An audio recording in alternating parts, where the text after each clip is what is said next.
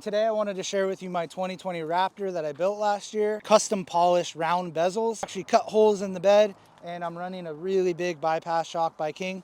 KMC beadlock, forged beadlocks. This was really kind of what could I build as a dream all-in-one burly US made bike rack that can handle all the off-road usage. So this is the bike that I built to match the truck. It's a S-Works Gen 3 Levo, and I am an unproud 230 pounds. And giving it a good old college try, let's call it 300 pounds, you're able to swing this close even with all the weight. What's up guys, we're Hannah and Mo, and if you've been following the channel, you would know we love van life and bikes. Recently though, we have been having a little bit of truck envy and we're thinking about truck life. Jason from Rigged is nice enough to give us a tour of his ultimate Raptor truck, and it had us seriously thinking we need it.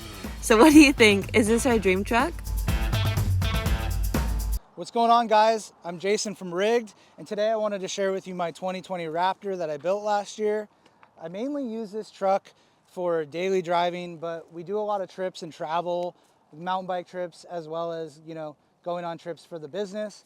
And so I wanted something that split the difference between something that was really fun to drive just daily, but also wouldn't be a limiting factor off-road, and that we could camp out of and do mountain bike trips out of. So just something that was all around kind of the whole package, and more off-road focused. I do have a couple other vehicles, like smaller cars that I can drive around town, but this was really kind of what could I build as a dream all-in-one that was more focused on the off-road experience. So I started with the 2020 Ford Raptor, and this is kind of a rare configuration, not very popular because it has the short half door, and they call it a scab or a super cab. And so Raptors are already super capable out of the box, which is why most people buy them and then they don't touch them, they just use them.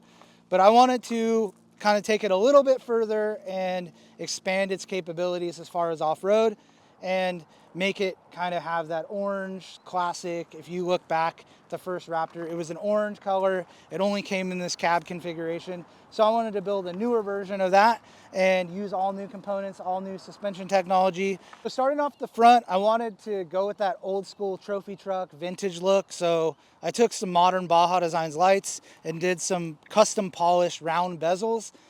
That's not a very popular thing to do nowadays. So it has all the new internals. It's just that older round light look, and then polish the bezels, because back in the 90s, early 2000s, these trucks that was the look.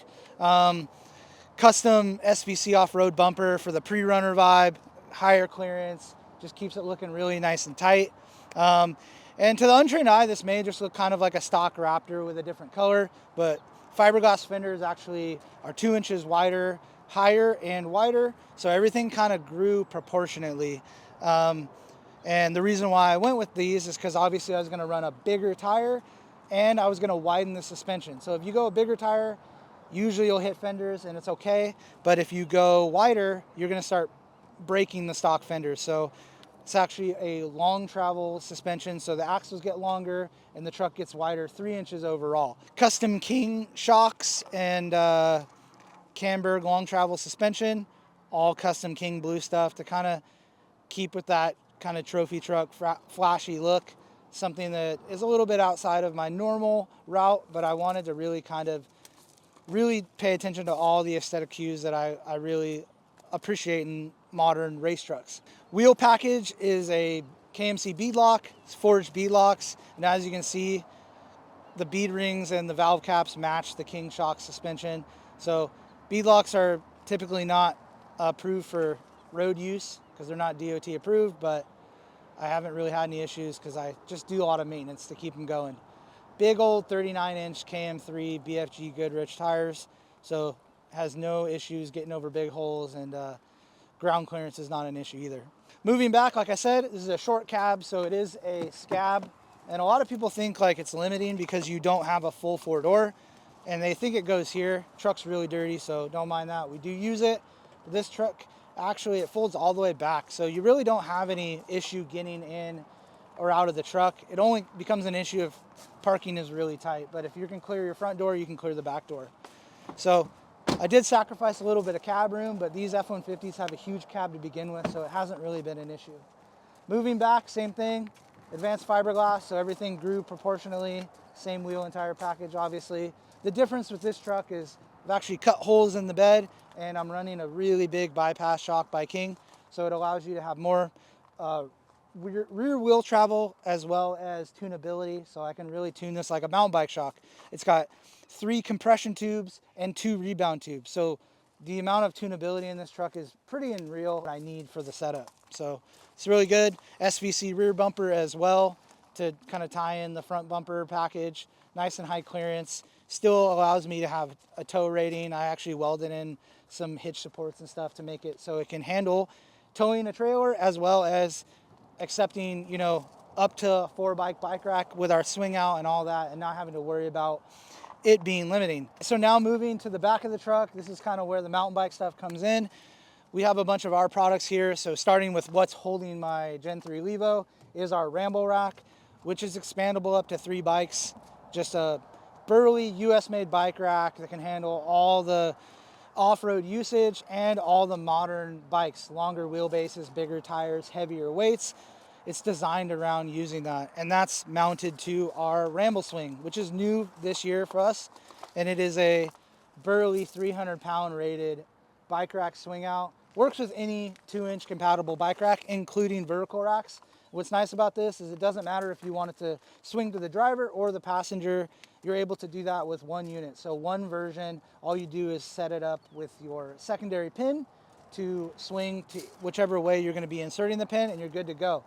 It's also cool is we built in a step here, so it allows you to have a nice firm standing point and or sitting point. So if you're at the trailhead putting on your shoes or just hanging out, you have a spot there regardless if your bumper or rig allows that. So this is the bike that I built to match the truck. It's a S-Works Gen 3 Levo, custom painted by Element 6. They did a really good job. I mean, paint and vinyl. This is actually a vinyl wrap. I didn't mention that. On the truck, it's a vinyl wrap. It's not painted. So they did a really good job with like what references I gave them, and they were able to kind of make my dreams come true with this paint job. So it's got a lot of depth and it's cool. The bike rack swing out is claimed to be like the most burly on the market. So let me give you just some facts here. No conjecture, no opinions. This bike weighs 58 pounds. The bike rack weighs 44 pounds that it's on. Like I said, super burly, meant to be used off-road, and don't limit your driving capabilities. And I am an unproud 230 pounds. So I'm gonna go ahead and extend it to 90. So start doing the math here. I'm kind of breaking our own rules, but I have no qualms about hopping up here and giving it a good old college try on trying to make it wobble. And as you can see, it's not moving in the hitch. It's not ogging around. Even with, let's call it 300 pounds, you're able to swing this closed, even with all the weight, and it just glides in. So we really built this thing to be able to use that claimed weight rating, as well as not put the end user at a disadvantage of trying to wrangle all that weight. We didn't want it to be something where you really couldn't use your swing out because you're using its max capabilities. We wanted to be able to use and have the same experience throughout its life. So yeah, guys, thanks for tuning in and watching. I really appreciate it. Obviously, if you have any questions, drop the comments below.